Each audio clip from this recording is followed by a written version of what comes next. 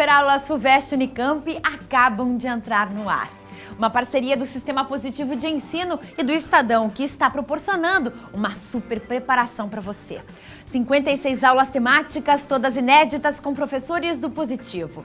Bem, vamos logo começar com uma super aula de português. O professor Carreira vai falar sobre pretérito mais que perfeito.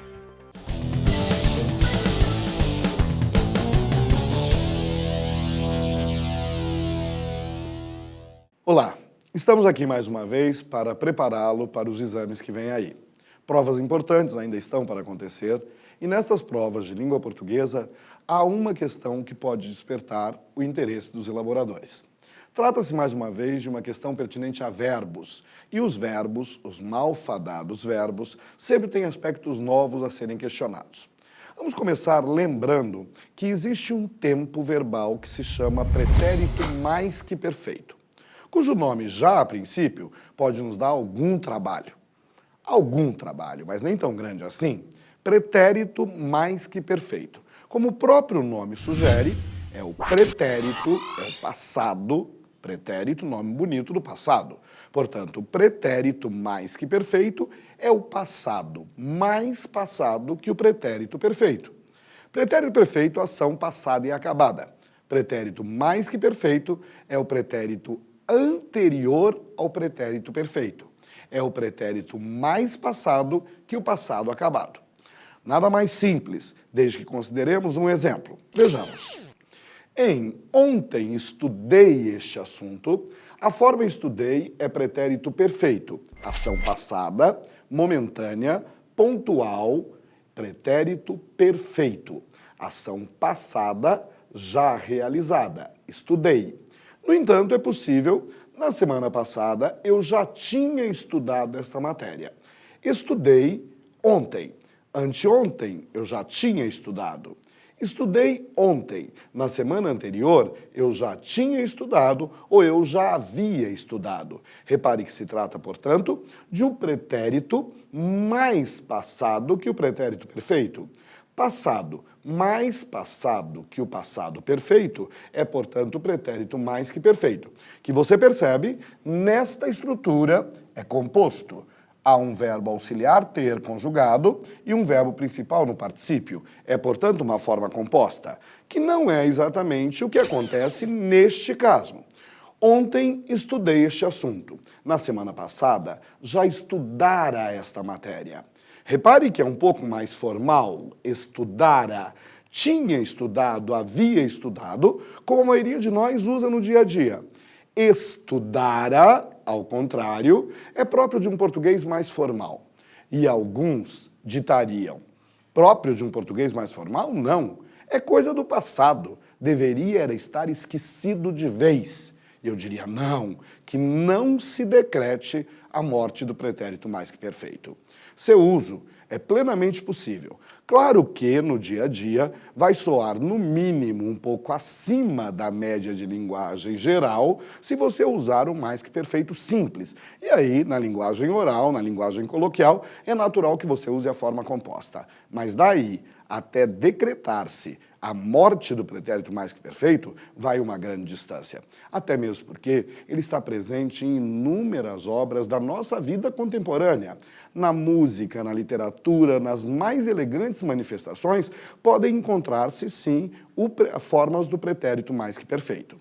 Ou até mesmo em canções que têm um fundo muito popular. Vejamos essa letra, escrita por ninguém menos do que João de Barro, o famoso Braguinha, o dono daquelas canções todas, altamente cariocas, que são marchinhas de carnaval deliciosas. Pois bem, trata-se de uma letra de João de Barro, o famoso Braguinha, que se chama Mané Fogueteiro. E pelo próprio título pode-se perceber o quanto realmente se está trabalhando com um campo de linguagem popular e de cultura popular acima de tudo. Observemos com cuidado a letra de Mané Fogueteiro. Mané Fogueteiro era o deus das crianças, da vila distante de Três Corações. Em dias de festa fazia rodinhas, soltava foguetes, soltava balões. Mané Fogueteiro era o Deus das crianças em função das artes que fazia com rojões, com rodinhas, com balões. Em tempos em que o balão não era politicamente incorreto, podia-se falar do romantismo que representava e da alegria que ele representava, ou que os rojões representavam para as crianças. Adiante com a canção. Mané Fogueteiro gostava da rosa. Cabocla mais linda esse mundo não tem. Mas o pior é que o Zé Boticário gostava um bocado da rosa também. Como podem perceber, trata-se de uma narrativa. Narrativa esta que já envolve um caso de amor. O nosso herói, Mané Fogueteiro, era apaixonado por uma cabocla linda chamada Rosa, mas o Boticário também era apaixonado por ela. Vejamos. Um dia encontraram Mané Fogueteiro de olhos vidrados de bruços no chão. Um tiro certeiro varara-lhe o peito de volta da festa do Juca Romão. E a tragédia se instala. Foi morto o nosso herói, aquele que brincava e fazia a alegria das crianças, Mané Fogueteiro. Sabemos que há uma suspeita. Vejamos se ela se confirma. E como os que morrem de tiro conservam a última cena nos olhos sem luz, um claro foguete de lágrimas frias alguém viu brilhar nos seus olhos azuis. Dizem que quando alguém morre de tiro, guarda a última cena nos olhos.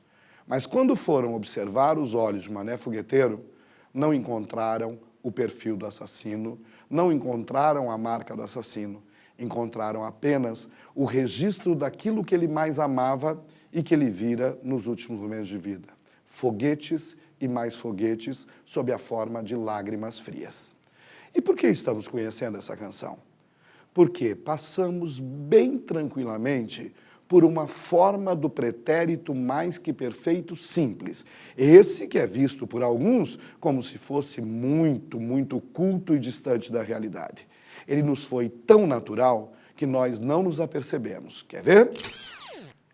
Um dia encontraram Mané Fogueteiro de olhos vidrados de bruços no chão. Um tiro certeiro varara-lhe o peito.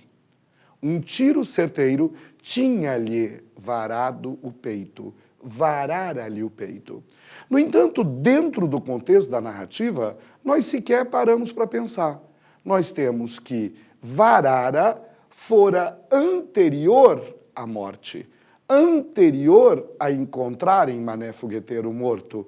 Portanto, varara-lhe o peito é o pretérito mais pretérito do que o pretérito perfeito. Anteriormente ao encontrarem, um tiro certeiro varara-lhe o peito. A canção é belíssima. Eu sugiro que você a procure nos sites musicais por aí afora e você vai perceber que isso cantado é ainda mais bonito. É singelo, é romântico, como outros tempos o foram. E, acima de tudo, você percebe que o pretérito mais que perfeito não morreu. Decididamente não morreu. Jades Macalé é um compositor ainda em evidência. Jades Macalé, beirando aí os seus 70 anos de idade, ainda compõe coisas muito interessantes. E compôs no passado coisas muitíssimo interessantes. Ele foi parceiro de ninguém menos que Vinícius de Moraes, e nessa parceria deu-se a utilização exatamente de um pretérito mais que perfeito numa canção que se chama Pretérito Mais Que Perfeito. Ou melhor, a canção se chama O Mais Que Perfeito. Vejamos, portanto, essa letra mais uma vez. O Mais Que Perfeito, composição de Jades Macalé e Vinícius de Moraes. A quem me dera ir-me contigo agora a um horizonte firme, comum embora. Todos sabemos que as letras de Vinícius de Moraes são altamente poéticas e elaboradíssimas, mas ele parte de uma expressão ultra popular. Quem me dera. Ah, quão feliz eu seria. Na verdade, nós não precisamos traduzir o quem me dera. Na verdade, o quem me dera nós usamos o tempo todo. Ah, aquela gatinha, quem me dera. Ah, a aprovação naquela prova, quem me dera. Quem me dera ser feliz. Quem me dera. Ele parte de uma expressão ultra popular, ultra usual. E que, quando nós utilizamos, não paramos para pensar. É pretérito mais que perfeito. E é. o mais que perfeito. Continuando, quem me dera ir-me contigo agora a um horizonte firme, embora comum. Quero ir-me contigo a um horizonte firme, embora esse horizonte possa ser comum. Há quem me dera amar-te sem mais ciúmes, de alguém em algum lugar que nem presumes. De novo, o mais que perfeito, associado ao infinitivo amar-te sem ciúmes, de ninguém, ciúmes que nem presumes. Há quem me dera ver-te sempre ao meu lado, sem precisar dizer-te jamais, cuidado. Há quem me dera, mais uma vez o pretérito mais que perfeito, há quem me dera ter-te como um lugar plantado num chão verde para eu morar-te. Veja só que metáfora. Vê se não é de um mestre da poesia uma construção feito essa. O quem me dera, comum, usual, associado ao infinitivo, a quem me dera ter-te, como se tu fosses um lugar plantado num chão verde para eu morar-te. Sugerir a mulher amada, morar nela. É por demais bela a metáfora. E não acaba aí. Há quem me dera ter-te, morar-te, até morrer-te. Há quem me dera ter-te, amar-te, morar-te até morrer-te. Claro que aqui a força maior não fica com o mais que perfeito. A força maior fica com o infinitivo. Eu até sugeriria a Vinícius, se ele pudesse me ouvir, essa canção deveria chamar-se o infinitivo e não o mais que perfeito. Mas, de qualquer forma, Vinícius, Jades Macalé, eu lhes agradeço, porque, em verdade, neste caso, eu posso falar do pretérito mais que perfeito com um exemplo que é pura poesia. Poesia de vocês. Eparrei, Vinícius, poesia. Mais que isso, o próprio Camões nos presenteia também com a utilização do pretérito mais que perfeito. Mas você diria, Camões, claro, passado. Passado clássico. E o que é clássico não é presente, não é passado. O que é clássico é eterno. E, portanto, vamos pensar sim em Camões, por que não? Camões e sua eternidade lírica. Falando das grandes conquistas, falando das grandes navegações, então ele nos diz em Os Lusíadas, e se mais mundo houvera, lá chegara. Pretérito mais que perfeito, pretérito mais que perfeito. Mas diria você, neste caso, como é que eu sei que essa forma é uma forma passada anterior a outra forma passada para definir o pretérito mais que perfeito? Eu diria que, neste caso, talvez você deva ir além e perceber que, em verdade, esse pretérito mais que perfeito não tem o valor de pretérito mais que perfeito. E de que será esse valor? Valor de que tem esse pretérito mais que perfeito? É só dar asas à imaginação e tentar verificar que existem outras possibilidades de leitura desta mesma frase em outros tempos verbais. Ou seja, e se mais mundo houvera, e nós estamos acostumados a que, quando nos aparece a conjunção condicional, o conectivo condicional, é absolutamente natural que nós coloquemos o verbo em que forma? E se mais mundo houvesse, e se mais mundo houvesse. Portanto, nós estamos usando o pretérito do subjuntivo, ou melhor, estamos usando o pretérito mais que perfeito com valor de pretérito do subjuntivo. E se mais mundo houvesse, lá chegara. Não, a combinação efetivamente não existiria neste caso. E é necessário cá para nós que haja correlação entre os tempos verbais. Correlação. E você já está percebendo aonde é que eu vou chegar. Se mais mundo houvesse, vamos realizar essa condição, então, eu lá chegaria. E, portanto, se mais mundo houvesse, lá chegaria. É a sanha do colonizador. É a força do conquistador. Já conhecemos o mundo e já o conquistamos todo. Mas, se mais mundo houvesse, então lá chegaria. Veja, nós temos o pretérito mais que perfeito com valor de pretérito do subjuntivo, nós temos o pretérito mais que perfeito com valor de futuro do pretérito. E se mais mundo houvesse, lá chegaria. Resultado e conclusões. Primeira e importantíssima. O pretérito mais que perfeito simples não morreu. Provaram-nos isso Braguinha, Jades Macalé e Vinícius de Moraes e ninguém menos que Camões. E poderíamos chegar a outros exemplos sem a menor dúvida. O pretérito mais que perfeito não morreu. Na oralidade, no dia a dia, na linguagem coloquial, sim, vamos continuar usando o pretérito mais que perfeito composto. Eu já o tinha visto, eu já o tinha encontrado, eu já tinha estudado essa matéria.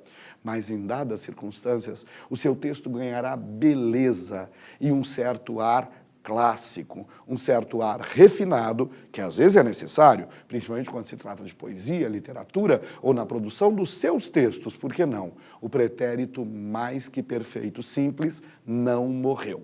E segunda conclusão importante, pode-se usar um tempo verbal com valor de outro. Sim, isso é plenamente natural. A literatura realmente nos permite transformar o valor de um tempo em outro valor distinto. E o pretérito mais que perfeito, portanto, presta-se a isso muitas vezes. O pretérito mais que perfeito pode ter valores distintos, sem a menor dúvida. Pois bem, uma das nossas conclusões foi no sentido de que, efetivamente, o pretérito mais que perfeito pode ter outros valores e outros tempos verbais também podem representar valores diferentes daqueles que eles representam normalmente. É o que nós vamos verificar num teste. Um teste relativamente longo, mas bastante acessível. E para isso, vamos começar lendo um trecho de Memórias de um Sargento de Milícias, de Manuel Antônio de Almeida. Memórias de um Sargento de Milícias. Vejamos. Todo barbeiro é tagarela, e principalmente quando tem pouco o que fazer. Começou, portanto, a puxar conversa com o freguês. Foi a sua salvação e fortuna. O navio a que o marujo pertencia, o freguês, viajava para a costa e ocupava-se no comércio de negros. Era um dos comboios que traziam fornecimento para o Valongo e estava pronto a largar. Ó mestre, disse o marujo no meio da conversa, você também não é um sangrador? Sim, eu também sangro. Parênteses, sangrar.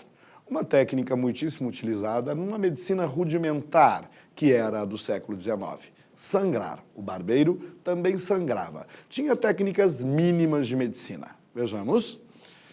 Pois olhe, você estava bem bom se quisesse ir conosco, para curar a gente a bordo. Morre-se ali que é uma praga. Homem, eu da cirurgia não entendo muito. Pois já não disse que sabe também sangrar? Sim. Então já sabe até demais. Mas, no dia seguinte saiu o nosso homem, o barbeiro, pela barra fora. A fortuna tinha lhe dado o meio, cumpria sabê-lo aproveitar. De oficial de barbeiro, dava um salto mortal a médico de navio negreiro. De oficial de barbeiro, enfatize-se, dava um salto mortal a médico de navio negreiro. Restava unicamente saber fazer render a nova posição. Isso ficou por sua conta. Por um feliz acaso, logo nos primeiros dias de viagem, adoeceram 2 marinheiros. Chamou-se o médico. Ele fez tudo o que sabia, sangrou os doentes e em pouco tempo estavam bons, perfeitos. Com isto, ganhou imensa reputação e começou a ser estimado. Continua. Chegaram com feliz viagem ao seu destino. Tomaram o seu carregamento de gente e voltaram para o rio. Graças à lanceta do nosso homem, nenhum só negro morreu, o que muito contribuiu para aumentar-lhe a sólida reputação de entender do riscado. Como eu disse, trata-se de um trecho da obra de Manuel Antônio de Almeida, Memórias de um Sargento de Milícias. E vejamos o que o teste questionará. Para expressar um fato que seria consequência certa de outro, pode-se usar o pretérito imperfeito do indicativo em lugar do futuro do pretérito, como ocorre na seguinte frase. Devemos encontrar uma frase em que utilizou-se o futuro do pretérito com o valor de pretérito imperfeito. Utilizou-se em lugar do pretérito imperfeito, o futuro do pretérito. Assim, era um dos comboios que traziam pretérito imperfeito. No lugar de futuro do pretérito, então nós teríamos que trocar por era um dos comboios que trariam fornecimento para o valongo? Não, não faz sentido. Mas você estava bem bom se quisesse ir conosco. Se você quisesse ir conosco, você estava bem bom. Se você quisesse ir conosco, e eu aposto que você já matou a charada. Se você quisesse ir conosco, você estaria bem bom. Portanto, usou-se nesta construção o pretérito imperfeito do indicativo em lugar do futuro do pretérito. Mas, na letra C, isso não acontece. Foi usado o pretérito perfeito, disse, ação passada e acabada, sabe, presente. Não serve. De sorte que já encontramos a alternativa adequada. Se você quisesse ir conosco, você estaria bem bom. Apenas descartando as outras alternativas, de oficial de barbeiro dava um salto mortal a médico de navio negreiro. Dava ação passada e continuada, com o valor de ação passada e continuada. Naquele momento, ele dava um salto mortal a médico de navio negreiro. O pretérito imperfeito tem valor de pretérito imperfeito. E mais, logo nos primeiros dias de viagem, adoeceram 2 marinheiros. Adoeceram 2 marinheiros, adoeceram. Pretérito perfeito com valor de pretérito perfeito. Ação passada e continuada. Então, é isso. Efetivamente, pode-se usar um verbo com valor de outro. Vejamos, dando continuidade a essa prova, mais uma questão. Das seguintes afirmações acerca de diferentes elementos linguísticos do texto, a única correta é. Então vamos a uma miscelâneazinha de questões. Primeiro, a expressão sublinhada em para curar a gente a bordo deve ser entendida como pronome de tratamento de uso informal. Como nós sabemos bem, é bastante comum que nós usemos a expressão a gente em lugar do pronome nós, na linguagem oral, num português absolutamente informal, coloquial, típico do dia a dia, em vez de nós vamos ao cinema, a gente vai ao cinema. Plenamente possível. Portanto, a alternativa é adequada, sem dúvida. Nós queremos a única correta. Portanto, a expressão sublinhada em para curar a gente a bordo deve ser entendida como pronome de tratamento de uso informal. Ora, nesta construção, a gente não significa nós. Observem no texto. Ó mestre, disse o marujo no meio da conversa, você também não é um sangrador? Sim, eu também sangro. Pois olhe, você estava bem bom se quisesse ir conosco para curar a gente de bordo. Para curar nós a bordo? Não. Esse a gente significa mesmo as pessoas, o povo, a gente, e não o pronome nós. Não se trata, portanto, do pronome informal a gente. A alternativa é inadequada. Mas a fórmula de tratamento homem, com que o barbeiro se dirige ao marujo, mantém o tom cerimonioso do início do diálogo. Olha o início do diálogo. Ó mestre, é cerimonioso, disse o marujo no meio da conversa. Depois, homem, eu da cirurgia não entendo muito. Na primeira parte, nós temos efetivamente um tratamento que é cerimonioso, ó mestre, mas uma certa intimidade no decorrer da conversa já se estabeleceu e, portanto, homem não mantém o tom cerimonioso. A alternativa é inadequada. O destaque gráfico da palavra muito produz um efeito de sentido que é reforçado pelas reticências. Vejamos, homem, eu da cirurgia não entendo muito. Não entendo muito. Ou seja, as reticências reforçam o fato de que, efetivamente, o barbeiro parece não acreditar muito no seu valor enquanto médico, como, efetivamente, cirurgião. Portanto, esta alternativa, sim, nós temos que o destaque gráfico da palavra muito produz um efeito de sentido que é reforçado pelas reticências. A palavra muito, no texto em questão, estava negritada, estava, enfim, em bold. E as reticências reforçam o sentido, porque não entender muito significaria, portanto, entender pouco. Existe aqui uma certa reticência, ou pelo menos uma ideia que fica no ar. Assim, esta é sem dúvida a alternativa correta. Destaquemos as outras apenas para descartá-las. O pronome possessivo usado nos trechos saiu o nosso homem e lanceta do nosso homem configura o chamado plural de modéstia. Vejamos os trechos: saiu o nosso homem, a lanceta do nosso homem. Plural de modéstia. O que é plural de modéstia? É quando se usa o plural quando em verdade se quer dizer singular. E, em especial, em anos de campanha eleitoral, como acabamos de viver, é muito comum que haja esse plural de modéstia. Nós não somos corrupto. Nós não somos corrupto. E não estranhe aí o singular de corrupto, porque, em verdade, está se usando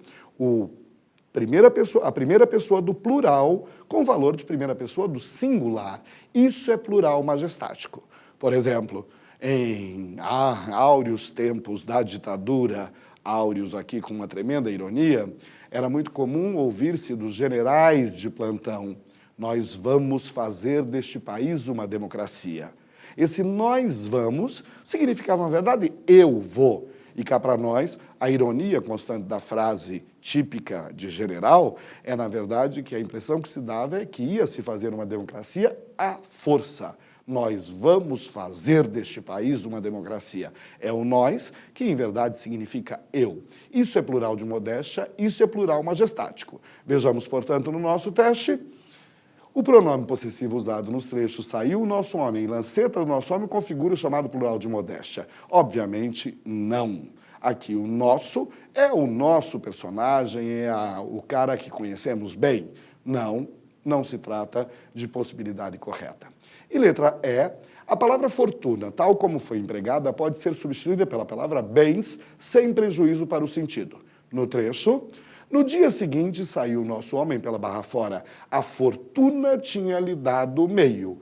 A fortuna tinha lhe dado meio. Os bens tinham lhe dado meio? Os bens, as posses? Obviamente não. A palavra fortuna aqui significa a sorte. A sorte tinha lhe dado meio. Cabia a ele agora para que as coisas dentro do navio se saíssem bem. E foi o que aconteceu, ok? Sabemos que o nosso homem se saiu bem. E resolvido o teste. E não há prova moderna que não fale de variedades linguísticas. Veja que o tempo todo estamos falando em linguagem formal e linguagem informal.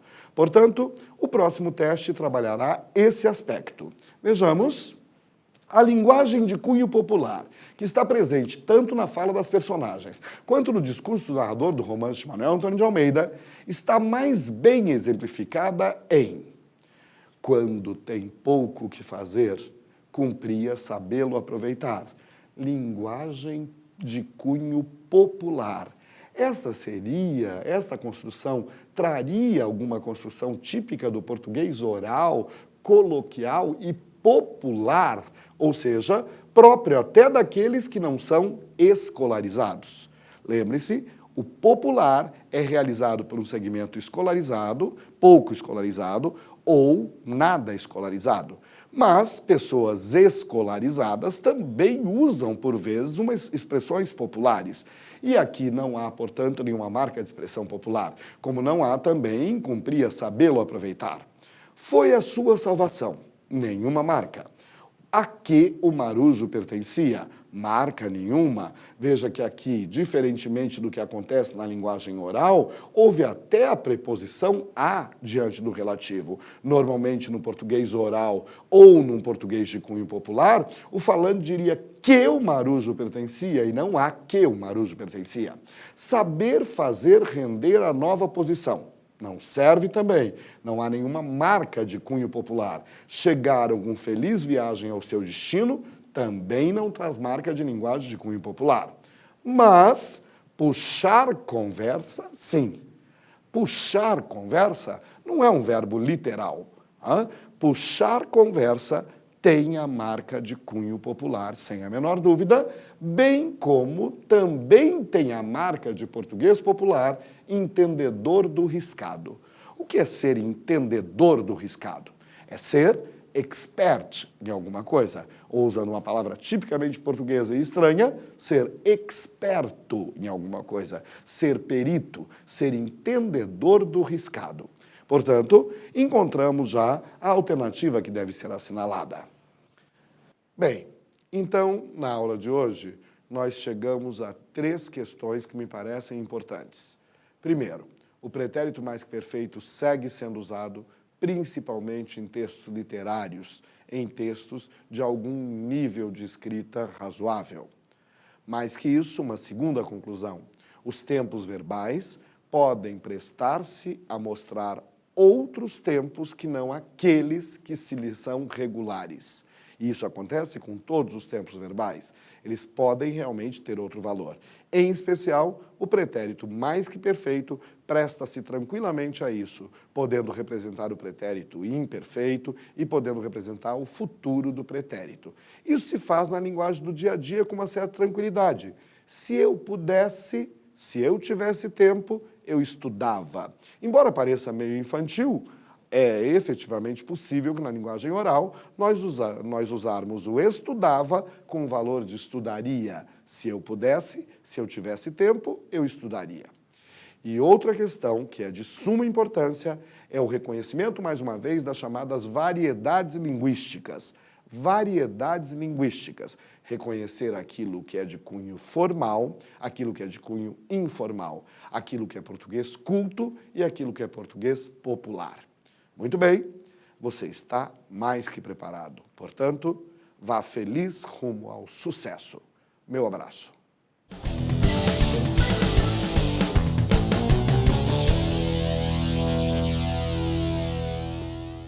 Vamos para um rápido intervalo. Daqui 5 minutinhos eu tô de volta.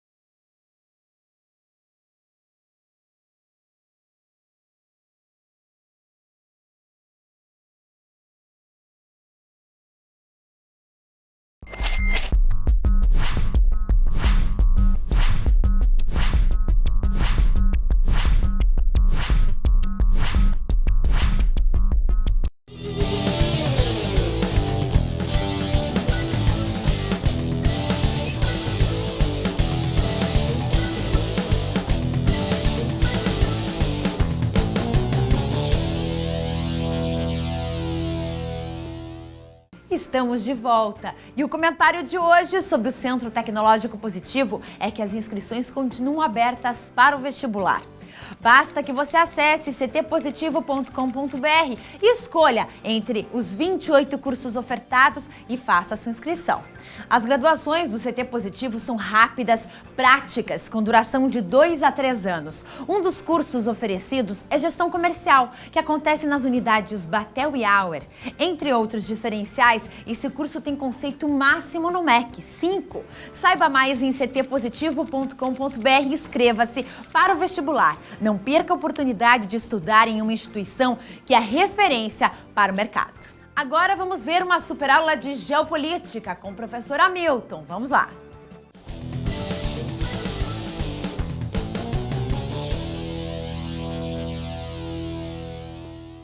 Olá, tudo bem com vocês?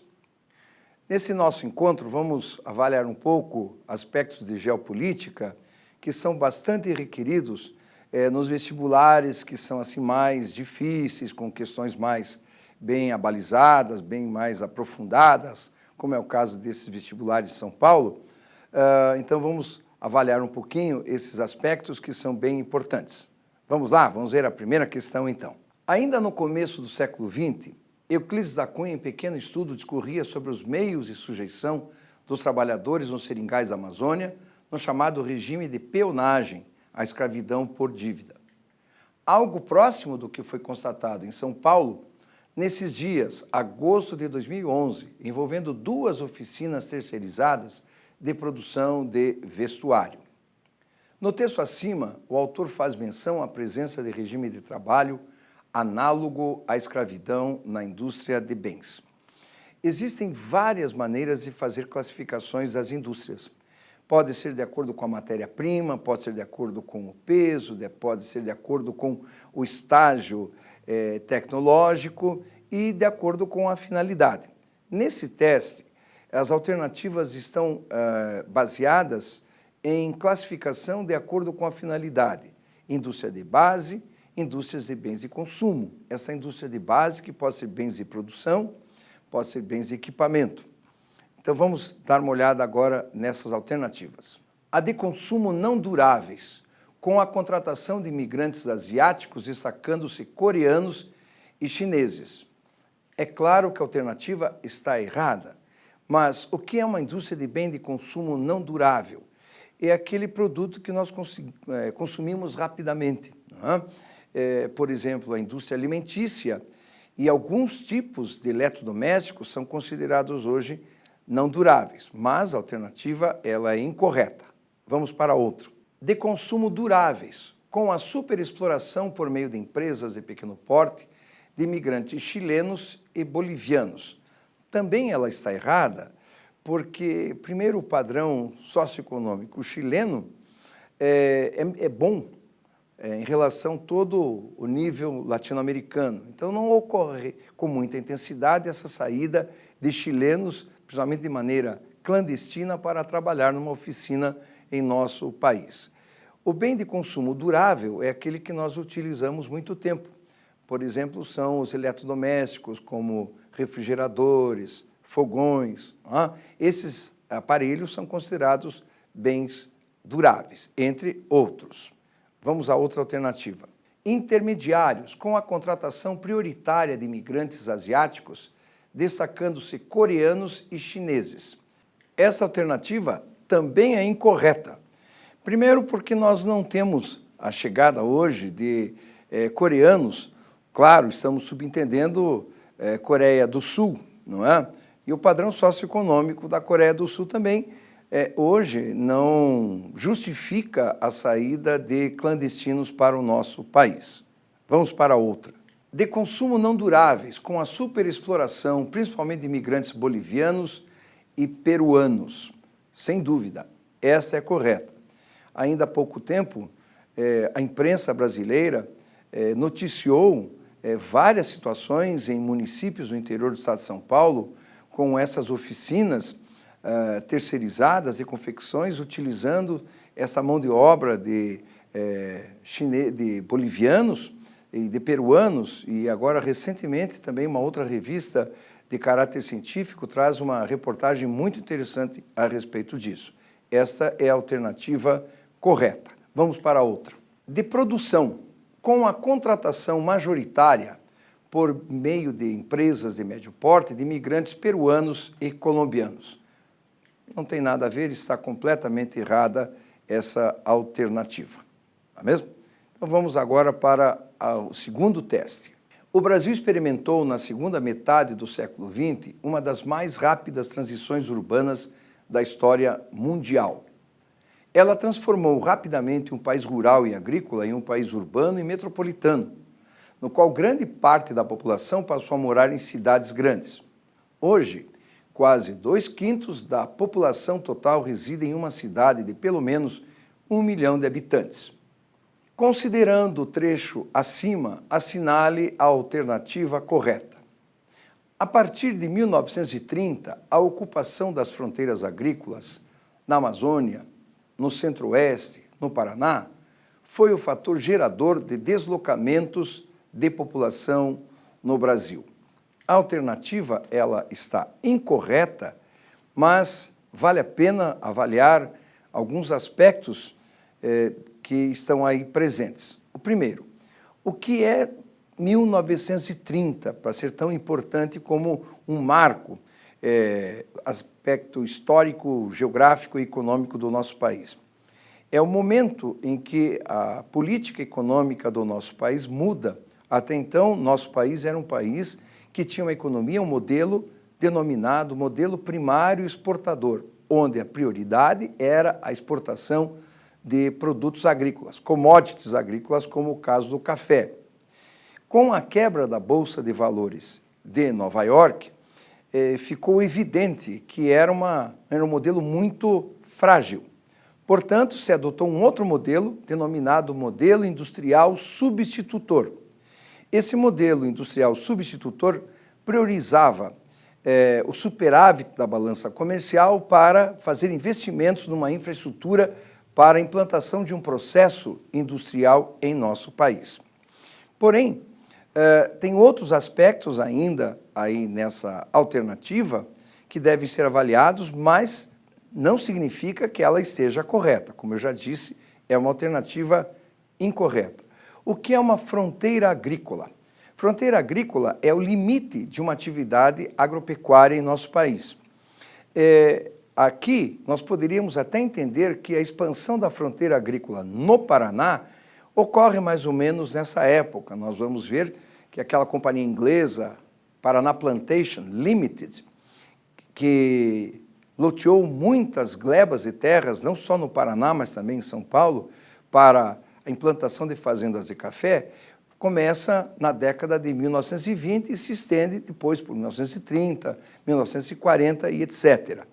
Porém, a expansão da fronteira agrícola, como está dizendo na alternativa na Amazônia e Centro-Oeste, ela já é bem recente, podemos dizer a partir dos anos 70, dos anos 80 do século XX. Certo? Certo não. Errado. Vamos para a outra.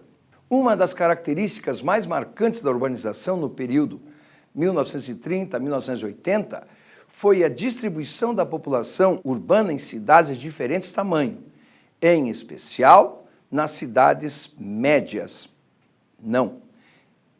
Ocorreu um fluxo principalmente para as grandes cidades brasileiras, nem para as pequenas e nem para as médias, mas sim voltado mais para o caso de São Paulo, do Rio de Janeiro, enfim, as cidades mais importantes das regiões do Centro-Sul brasileiro. Está errado. Os últimos censos têm mostrado que as grandes cidades, mais de 500 mil habitantes, têm tido crescimento relativo mais acelerado em comparação com as médias e as pequenas. Sem dúvida, tem ocorrido esse crescimento com muita intensidade nas cidades grandes. Quero fazer uma observação a vocês que é bem importante. O fato de falarmos em efetivo populacional nos permite dizer se a cidade é pequena, média ou grande. Até 100 mil, pequenas, de 100 a 500 mil, média, acima disso, cidades grandes. Porém, Se a cidade é considerada ou não uma metrópole, ela vai depender de outros fatores. Claro, ela tem que ser populosa, mas além disso, ela tem que ter uma influência sobre outros municípios. Portanto, não basta apenas o efetivo populacional para caracterizar uma metrópole. Vamos para outra. Com a crise de 1929, o Brasil voltou-se para o desenvolvimento do mercado interno através de uma industrialização por substituição de importações, o que demandou mão de obra urbana numerosa. Também ela está incorreta porque esse período inicial, década de 30, foi mais uma implantação de infraestrutura industrial que não determinou uma necessidade muito grande de mão de obra numerosa. Na realidade, essa demanda de mais mão de obra vai ocorrer nos anos 50, a partir do governo JK, com seu processo de industrialização, com seu plano de metas e desenvolvimento, principalmente da indústria automobilística. Por isso, a alternativa também é incorreta. 3. A produção de grãos no Brasil na safra 2009-2010 será recorde, 147,10 milhões de toneladas, superando em 8,8% o volume produzido na safra 2008-2009. A área plantada na safra 2009-2010 é de 47,33 milhões de hectares, 0,7% menor que a cultivada na safra 2008-2009. O aumento de produção de grãos em área menor indica um aumento da produtividade em função dos seguintes fatores. Vejam, quando eu falo em produção, eu falo no total que foi produzido numa área, sem qualquer outra relação. Quando mencionamos produtividade, aí é intrínseco a relação entre a produção e o espaço onde é produzido. Se eu tenho 10 hectares produzindo 10 toneladas, veja os números, 10 hectares, 10 toneladas, e passo para 20 hectares, 20 toneladas, eu dobrei a produção, porém a minha produtividade ficou igual, 10 por 10, 20 por 20. Porém, se eu tenho 10 hectares produzindo 10 toneladas, desenvolvo novas tecnologias e nos mesmos 10 hectares eu vou produzir não 10, mas 15 toneladas, claro, eu aumentei a produção, mas antes disso eu aumentei a produtividade. Entenderam a diferença? Então vamos ver agora as alternativas. A. Uso de sementes geneticamente modificadas, baixa utilização de insumos agrícolas e de maquinário, mão de obra predominantemente assalariada e uso intensivo do solo. Nessa alternativa, existem características todas heterogêneas, não é?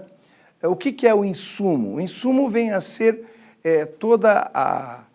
os ingredientes, numa linguagem mais simples, para que se possa produzir.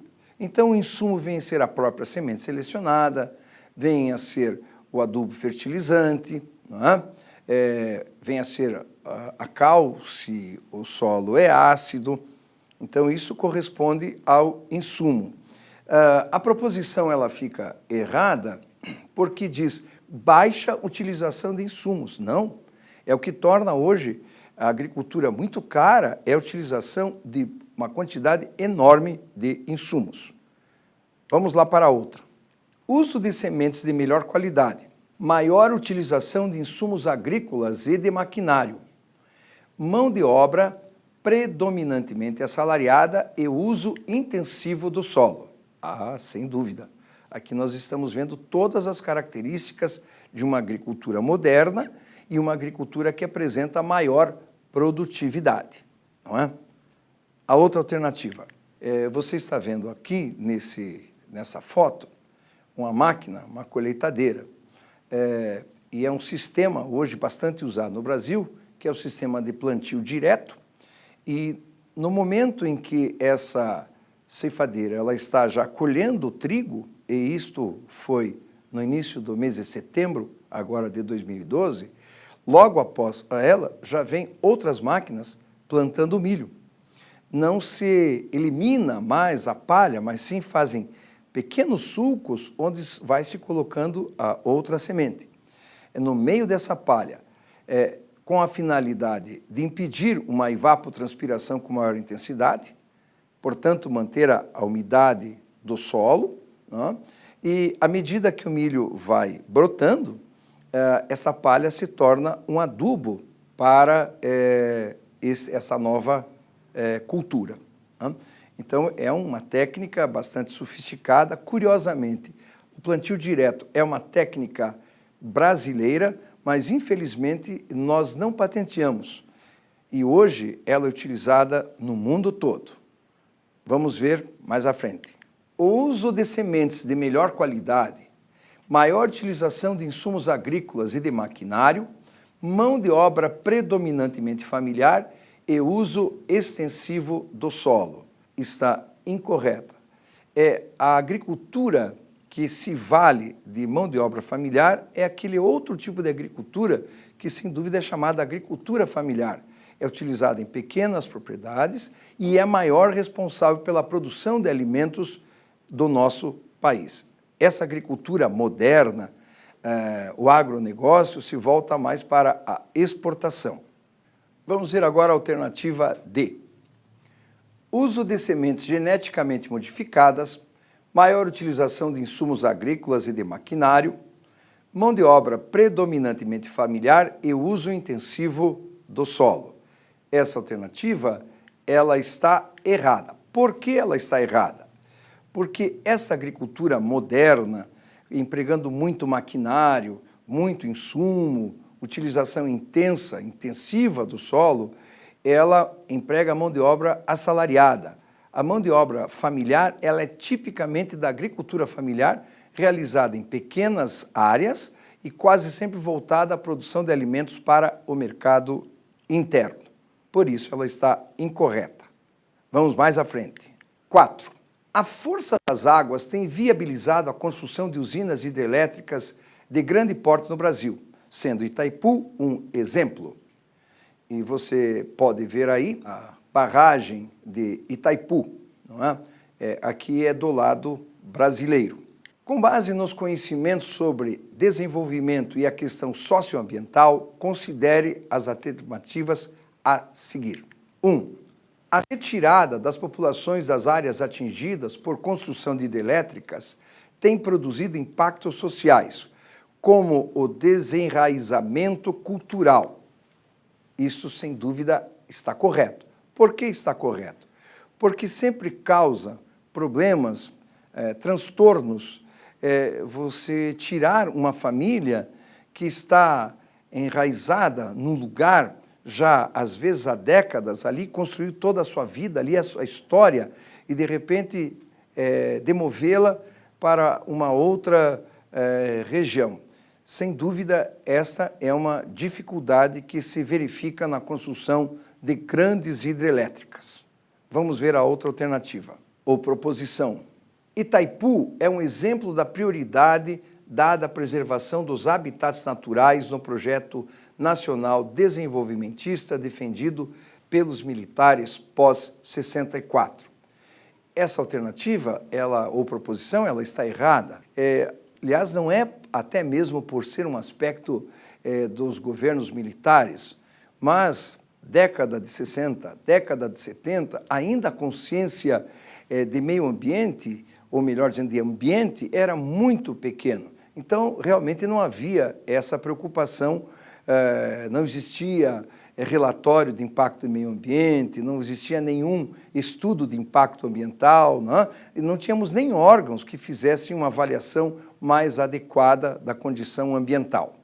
Vamos para a outra proposição. As incertezas sobre os impactos ambientais com a construção de usinas hidrelétricas trouxeram, por desdobramento, a formação de movimentos dos atingidos pelas barragens. A proposição é incorreta porque esse movimento dos atingidos pelas barragens, o MAB, ele tem como foco principal conseguir receber indenizações adequadas e o assentamento o mais rápido e adequado possível.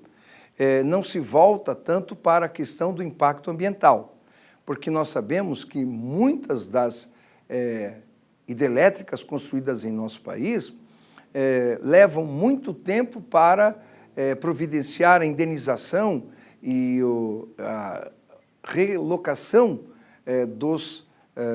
das pessoas que moravam nessa área em outras áreas. Demora muito tempo e esse é o seu maior foco, conseguir rapidez e uma objetividade maior no reassentamento. Vamos mais à frente. 4. A construção de hidrelétricas liga-se também à preocupação com a crise energética mundial prevista para as próximas décadas. A proposição ela é correta. Nós temos em nosso país hoje dificuldades. Nós temos hoje carência de uma quantidade maior de energia elétrica. Temos tido nos últimos meses alguns apagões, porque o nosso sistema ele está trabalhando com muita pouca folga.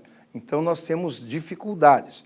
Por isso, vários projetos, não só de hidrelétricas, mas também outros projetos, usinas eólicas, usinas termoelétricas, e até mesmo se fala em possíveis construções de outras nucleares em nosso país. Eu entendo que esses 4 testes eu selecionei porque eles dão assim uma ideia do geral do que é a prova, do que é o teor, o conteúdo das questões desses vestibulares que vocês estão pretendendo realizar nos próximos dias. Espero que você tenha aproveitado. Muito obrigado pela sua atenção.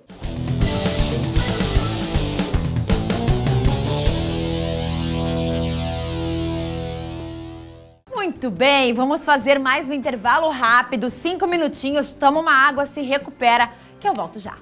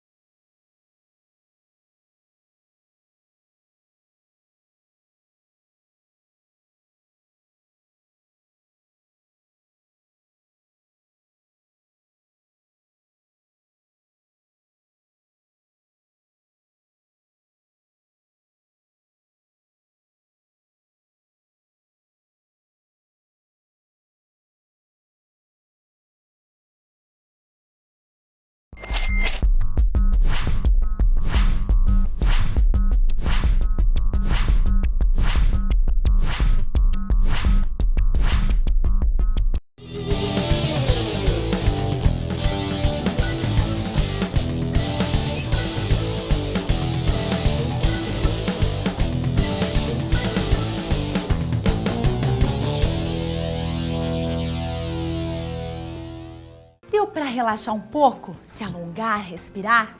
Saiba que cuidar do corpo também deve fazer parte da sua preparação. Por falar em corpo, o professor Ricardo vai dar uma aula pra gente sobre corpo humano.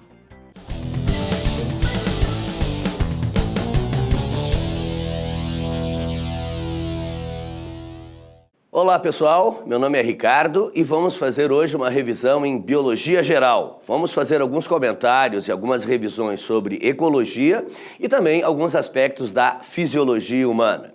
Beleza? Então vamos ao trabalho. Primeiro teste. Assinale o que for correto. Alternativa A. Grupo de organismos flutuantes levados pelas forças das correntes marinhas capazes de realizar fotossíntese, sendo, portanto, produtores constituem o fitoplâncton.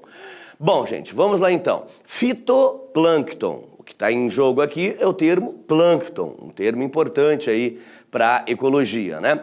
Plâncton diz respeito a toda aquela massa de organismos que não tem movimento próprio, que é arrastada pelas correntezas. Veja, por exemplo, microalgas, micromoluscos, microcrustáceos, pequenas larvas de peixe. Essa série de organismos, por não ter força suficiente para vencer as correntes marinhas, são arrastados por força dessas correntes. Então, essa massa de organismos pequeninos que são arrastados pelas correntes, chamamos na ecologia geral de plâncton, né? Só que nós distinguimos dois tipos de plâncton, o fitoplâncton e o zooplâncton. Fitoplâncton, o plâncton vegetal, as algas. E zooplâncton, o plâncton animal, aqueles pequenos bichinhos que são arrastados pelas correntes. Copépodes, microcrustáceos, micromoluscos, larvinhas de peixes. Então toda essa massa constitui o que a gente chama de plâncton. Mas quando se fala em alga, nós estamos falando especificamente do fitoplâncton, beleza? Vamos acompanhar aqui na tela. Já que estamos falando, tem dois termos associados, ó. Nécton e benton. O que são esses dois termos que estão associados ao plâncton, né? Assim como o plâncton é tudo aquilo que é arrastado pelas correntes, sem movimento próprio, o nécton é o contrário. Nécton são é o conjunto formado pelos organismos que nadam ativamente. Veja a baleia, por exemplo. A baleia, ela nada ativamente contra as correntes. Ela faz parte do nécton. Os peixes, as tartarugas, esses organismos, eles nadam ativamente. Eles fazem parte do nécton marinho.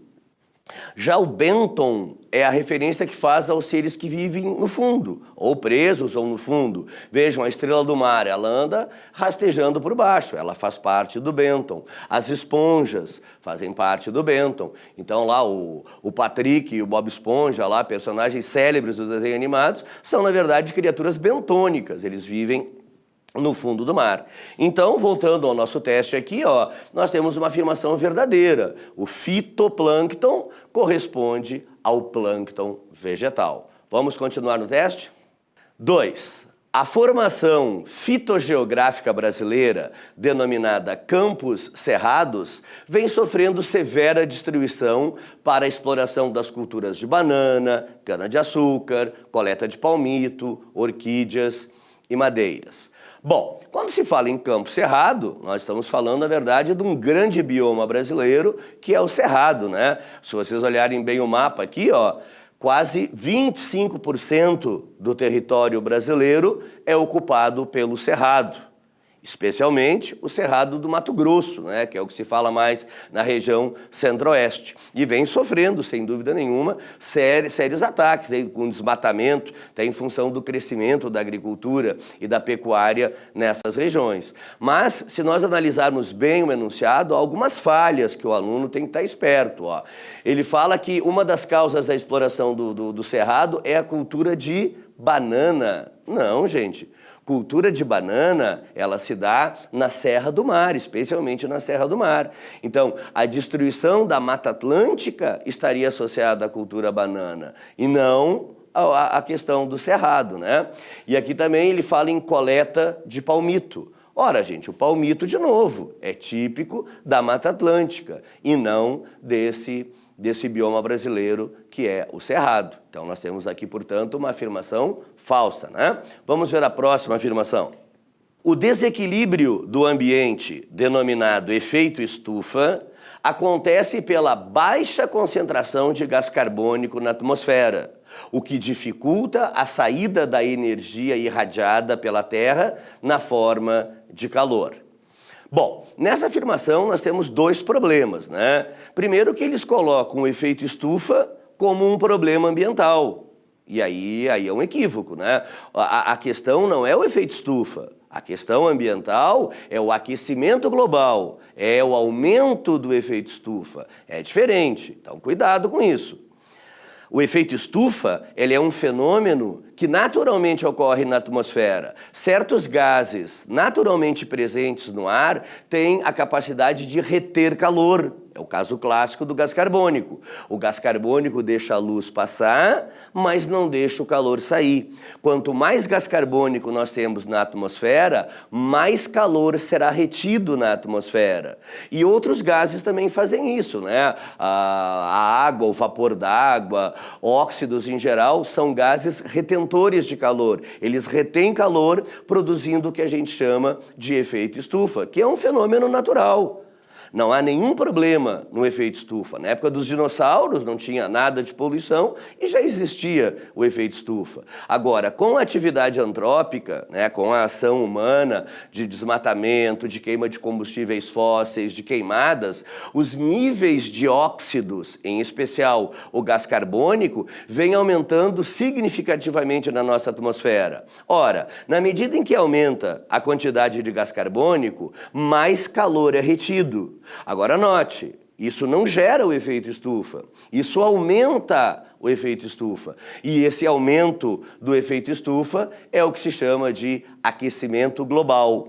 Então veja, uma das falhas desse teste está justamente nessa confusão que ele pode levar o aluno a entender que o efeito estufa é um problema. O efeito estufa não é problema, o problema é o aquecimento global associado. E a outra falha a gente vê no texto também, ó, quando ele fala na baixa concentração de gás carbônico. Se fosse verdadeiro, seria a alta concentração, né? Vamos aproveitar e dar uma revisada aqui, ó. Quais são os principais gases do efeito estufa, né? Então, disparadamente, o que se fala, né, nos painéis da ONU é o gás carbônico. Num segundo degrau aí de responsabilidade com esse aumento do efeito estufa, nós temos o metano. O metano liberado pelos lixões, liberado pelo derretimento de neve em certas regiões do mundo, tem aumentado cada vez mais no mundo. Então, gás carbônico, metano, os óxidos em geral estão associados também e alguns gases que destroem a camada de ozônio. Ué, mas qual a relação da destruição da camada de ozônio com efeito estufa e aquecimento global? Ora, na medida em que a camada de ozônio vai sendo destruída por gases à base de cloro, flúor, carbono, os famosos CFCs, na medida em que essa camada está sendo afetada, mais radiação entra para o interior do nosso planeta, mais radiação chega na nossa atmosfera. Ora, quanto mais radiação, mais energia. Quanto mais energia, mais aquece. Assim, então, a destruição da camada de ozônio também colabora com esse aumento do efeito estufa. Ou seja, a destruição da camada de ozônio também colabora com o aquecimento global. Mas, de qualquer forma, a nossa afirmação é falsa, né? Vamos à próxima. 4. Os componentes bióticos de um ecossistema podem ser a radiação solar, a temperatura, a luz e os nutrientes presentes na água e nos solos.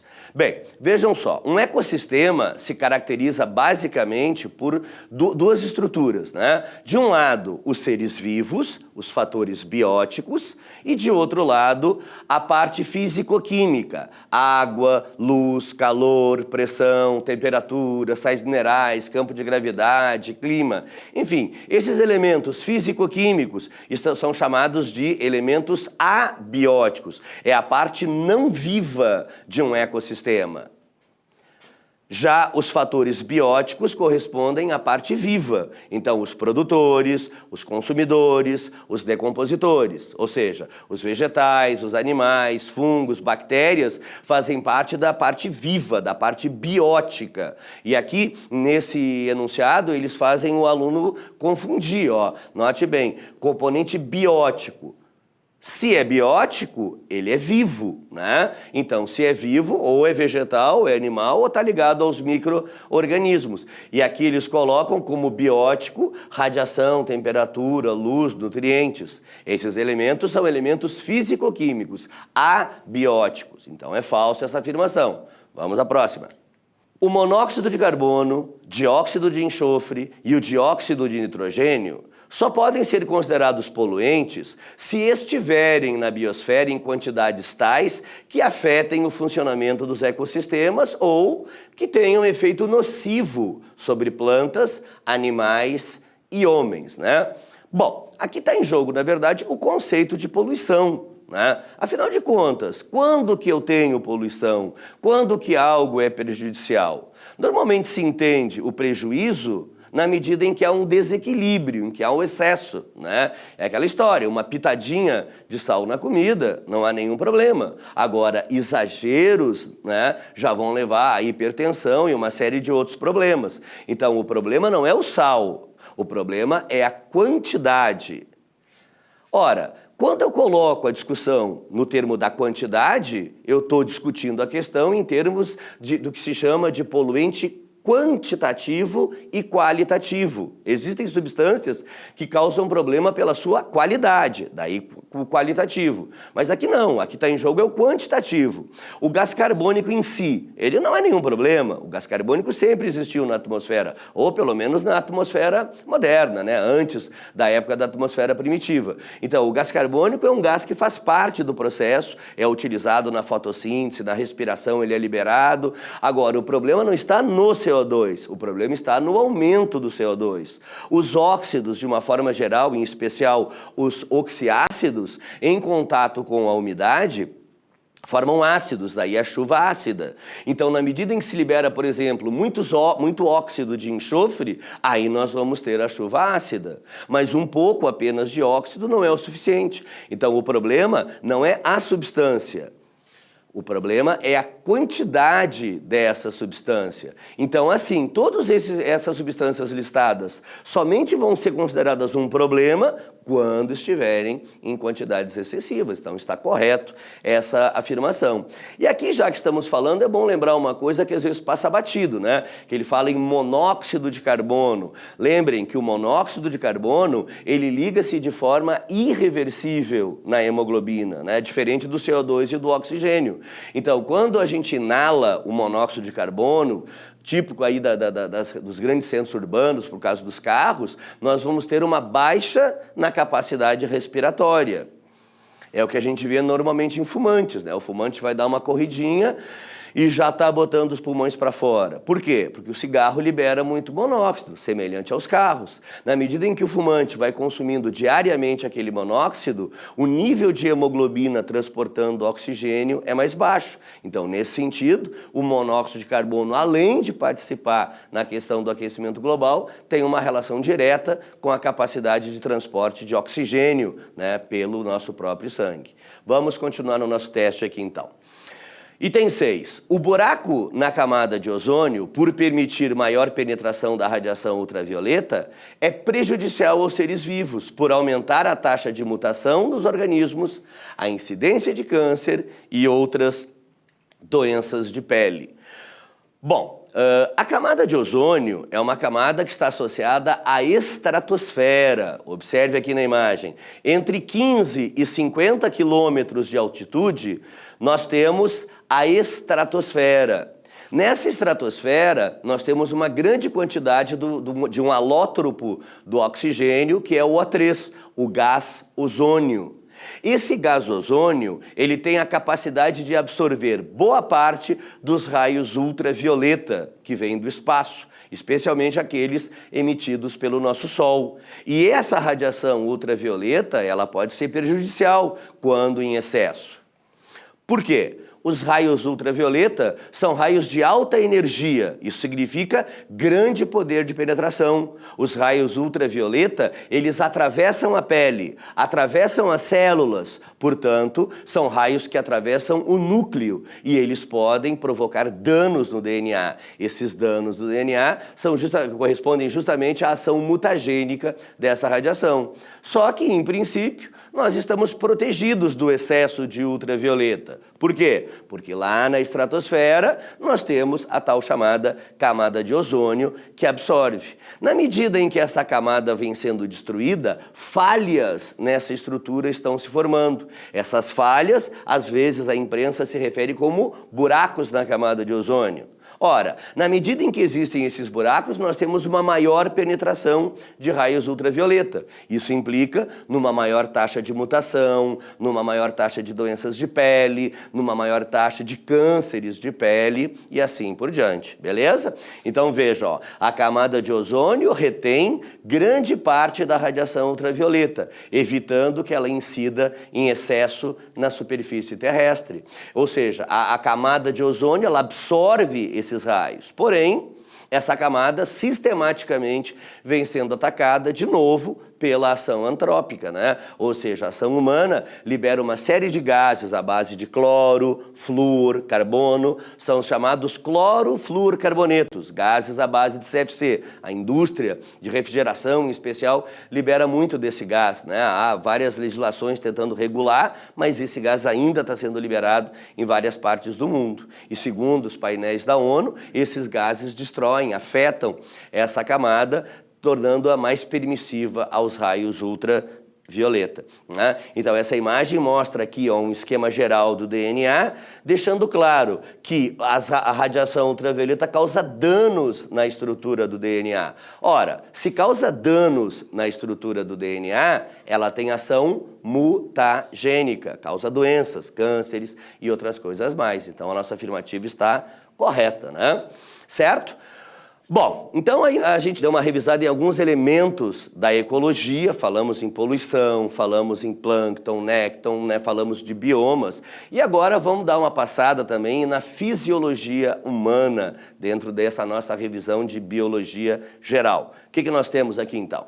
A digestão ocorre através da mistura dos alimentos, do movimento destes ao longo do tubo digestivo e da decomposição química de grandes moléculas de alimento para moléculas menores. Considerando-se que o processo químico se diferencia para cada tipo de alimento, é correto afirmar que... Então vamos lá. No item A, coloca assim, ó, no estômago inicia-se a digestão de proteínas que se finaliza no intestino delgado pela atuação do suco pancreático e secreções biliares. Bom, gente, então aqui vale a pena lembrar rapidão, o que é mesmo a digestão, que a gente já trabalhou em uma outra aula, né? Digestão é a transformação de macromoléculas não absorvíveis em pequenas moléculas absorvíveis. É uma série de transformações químicas, né, que passa o alimento até ele estar em condição, lá no intestino delgado, de ser absorvido. Então vamos voltar aqui à afirmação A, né? No estômago inicia a digestão das proteínas. O esqueminha mostra isso, ó. No nosso estômago, nós temos a ação do suco gástrico. O suco gástrico é o suco que inicia a digestão proteica. Então, um bife, por exemplo, que é rico em proteína, ele começa a ser digerido no estômago por ação do suco gástrico, que é rico numa enzima chamada pepsina. A pepsina é uma protease. Note, sempre que termina em ase, nós estamos nos referindo à enzima. Amilase, enzima que digere amido, protease, enzima que digere proteína, lipase, enzima que digere lipídio, DNase, enzima que digere DNA. Então veja, no estômago nós temos a ação principal da pepsina, que é uma protease, que dá início à digestão proteica. Agora observe que a proteína ela não é digerida completamente no estômago. As moléculas de proteína são quebradas em moléculas menores, né? São chamados peptídeos ou frações peptídicas. Posteriormente, no intestino, vai ter uma enzima chamada peptidase, que vai atacar os peptídeos, formando finalmente os aminoácidos, que é o produto final da digestão proteica. E lembrando também que lá no duodeno, já no intestino delgado, as proteínas que não foram atacadas pelo estômago, serão atacadas pelo suco pancreático. O suco pancreático é rico em tripsina e quimotripsina, duas proteases que também digerem proteína. Mas há uma falha nessa afirmação aqui, quando fala na questão da bile, né? Observe aqui, ó, ele fala em secreções biliares, né? Aqui nós temos um problema, porque a bile é um líquido produzido pelo fígado, armazenado na vesícula biliar, despejada no duodeno pelo famoso canal colédoco.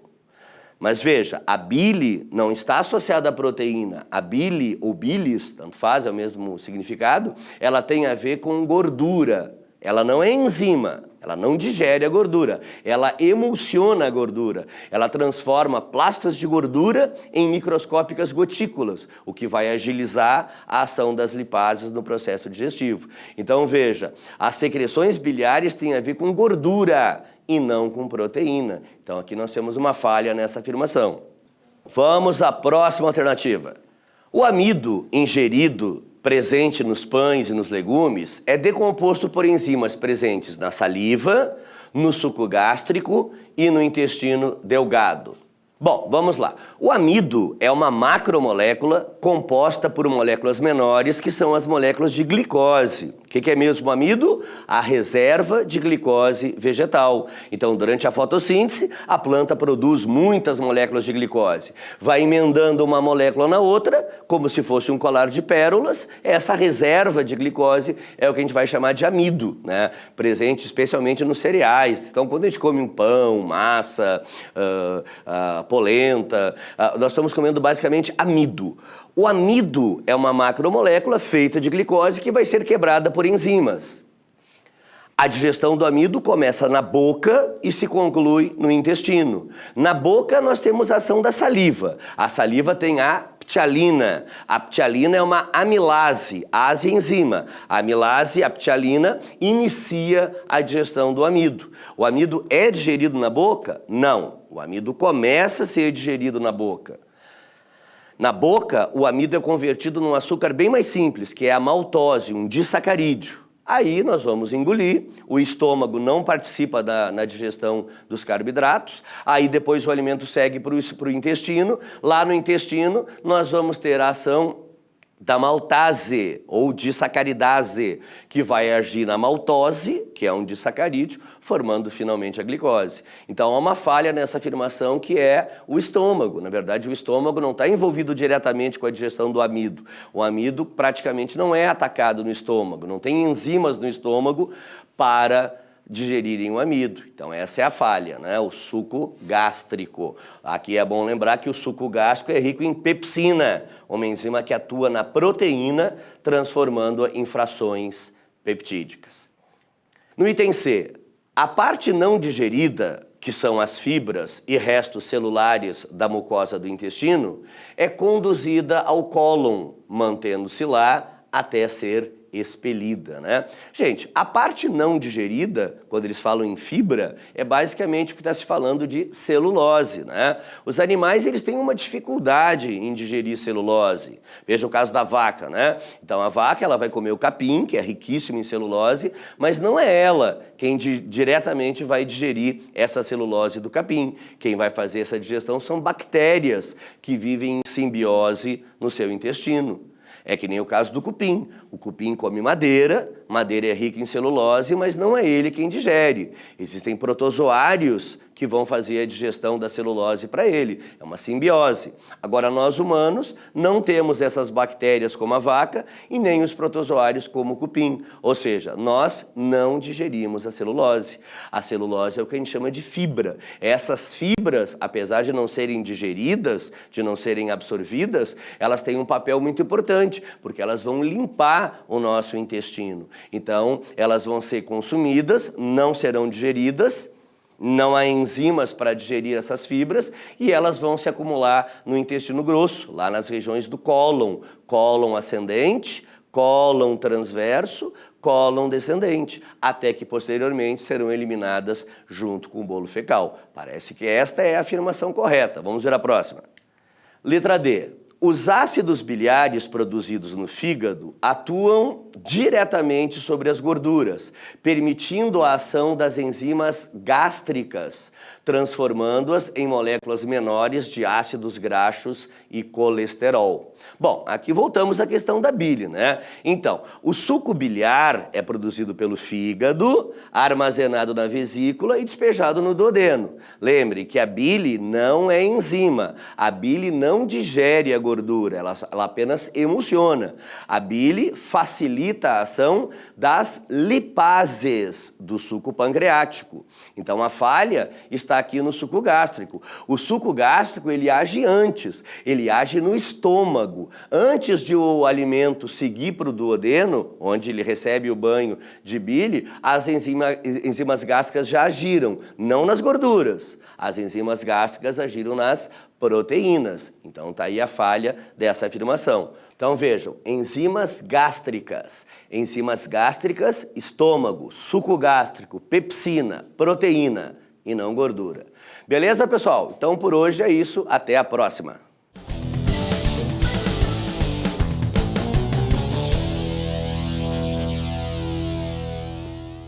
Hoje vamos ficando por aqui. Amanhã eu volto com mais conteúdos inéditos para você. Todas as aulas exibidas ficam disponíveis aqui no site do Estadão. Se ainda tiver alguma dúvida, não deixe de revisar. Tchau!